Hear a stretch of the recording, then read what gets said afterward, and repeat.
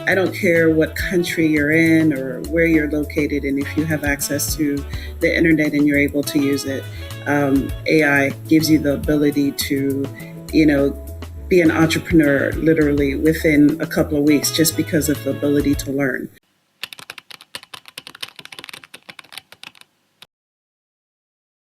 So I believe the greatest opportunities for women will be in artificial intelligence, and I also believe blockchain as well.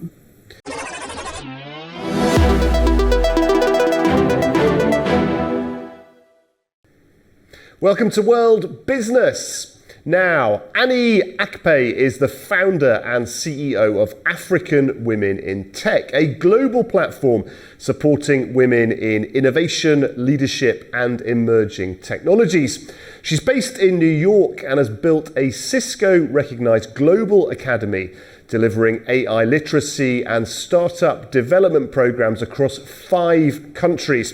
She's signed partnerships with major organizations including Google, SAP, the Web Summit, and the World Summit AI, helping to create technology ecosystems that have now reached more than 8,000 participants. Anie Akpe, welcome to World Business. Thank you. Thank you so much for having me. I'm so happy to be here. Look, you've spent over 20 years understanding the intricacies of the tech sector across many different African countries.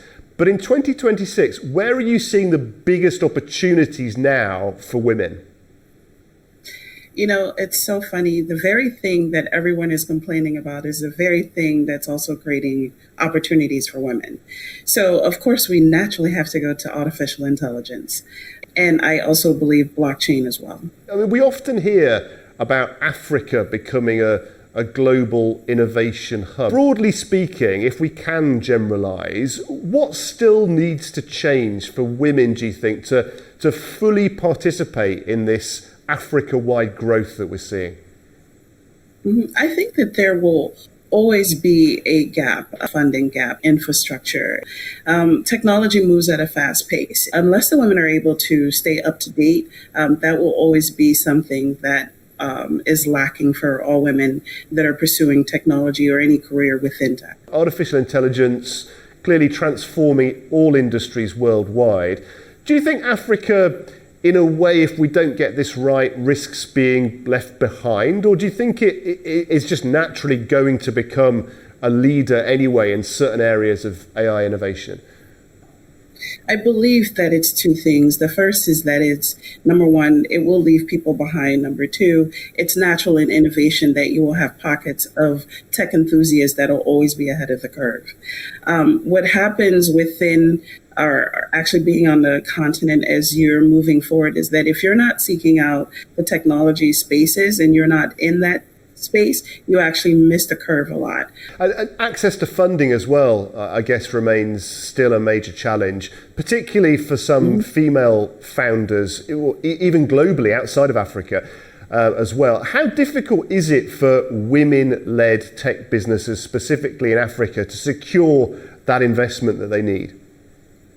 The numbers are still roughly at 5% of what the men are getting. There isn't a huge number, but the good thing about the African 5%. Story is sorry to butt in on it. 5% of what the male founders are getting. That's incredible. Yeah, yes, exactly. So you don't have a high percentage of women that are getting funded, and people still think that, oh, that's not possible because everything is happening. No, when you're out there and you're actually seeing the numbers, you know the reality behind it. I think that as women progress forward, the good thing is that we are having women that are coming in and they're becoming VCs. They're funding other women projects. And so women have learned that, okay, if I'm not going to get funded, what else can I do? So the next natural thing for them to do is bootstrap. So they start bootstrapping, they start building. I think that if you go into any African market, I think 80% of the women in that market, 80% of the market is women. So it's not advertised. These women buy their products, with their self-made funds, and they just recycle and continue to build. That's what's happening with women in tech. When there's no funding around, women are actually building their projects slowly and being able to be successful at it with the amount of money that they're self-raising or even funding for from their own pockets. Now, we spoke at the top of the show about the achievements your organisation has already racked up since it was founded. What about future projects, though? What's your focus going to be and the focus of your organisation over the next couple of years? Well, our focus right now is understanding that the market is changing, and it changes in terms of payment, how much you're getting paid in terms of the technology, and what sector is being actually moving or eliminated.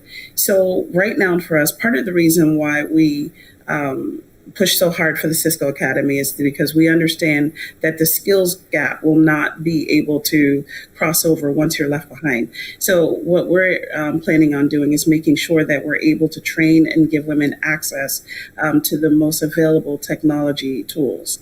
We are also have a partnership with Zoho. With Zoho, we're able to lead women into software solutions that create efficiency.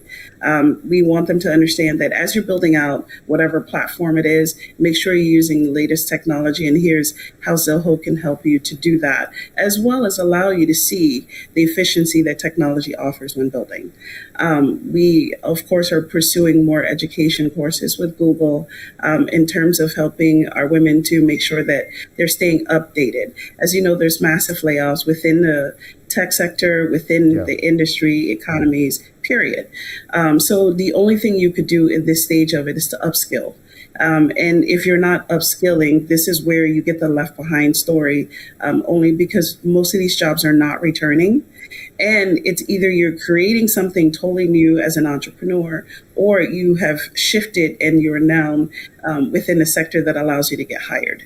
And Annie, do you still think there's sort of uncomfortable geopolitical truths that we still haven't solved here? I mean, we still have the shadow of colonialism. France has recently, for example, come up against some of its own made problems in that area. We've got sovereign debt issues. We've got sometimes one-sided, borderline exploitative foreign direct investment. Would you say that the rest of the world still hasn't found a kind of a grown-up, adult-to-adult way of partnering with Africa? I think they're all still learning, essentially. I think that it's funny because the world moves. Nothing stays the same. So whether you're in Nigeria or you're in Kenya, the needs of the people is changing. So governments are paying attention, and they are developing out programs that's going to be sustainable to their economies. And with that being said, they have people that are within that they are having to make sure that those people understand that they have their best interests, which is the community. And essentially, if the community is saying to you, we're no longer interested in working with these countries because they haven't done us any good, you can't ignore it. But at the same time, what's happening is that it's giving Africa the opportunity to readdress itself and say, hey, this is what we want and what we don't want. As we're noticing, as things are happening, we are noticing, certain countries that are moving faster than others because they're choosing innovation, or they're choosing projects that's going to be sustainable for the future of their country. And as other countries with outside influences, such as the French, may come in, they have to be able to know that decisions that are being made is essentially for the people of the country and not necessarily for the benefit of other countries. I mean, Annie, I'm speaking to you from Baku. You're in New York, obviously. The last time we met, I think, was in Doha on a stage. I wonder how you see countries like Azerbaijan, like Qatar, Kazakhstan, and others when it comes to future partnerships in Africa. Countries that are growing in global influence but don't have this history of colonialism. Well, that's part of the reason why I was in Qatar. Kind of fell in love with Qatar. But the whole point of a Qatar country is that Qatar is focused on innovation and infrastructure for its people and has opened its doors to others. And by being able to open that door, it allowed people like myself to come in, where we do projects that are Africa focused. Qatar and other countries understand the workforce, and African countries can offer the workforce that's needed. So being able to be in countries that are helping shape the future of what Africa looks like, because there are a lot of employees within these countries, I think that's very impactful.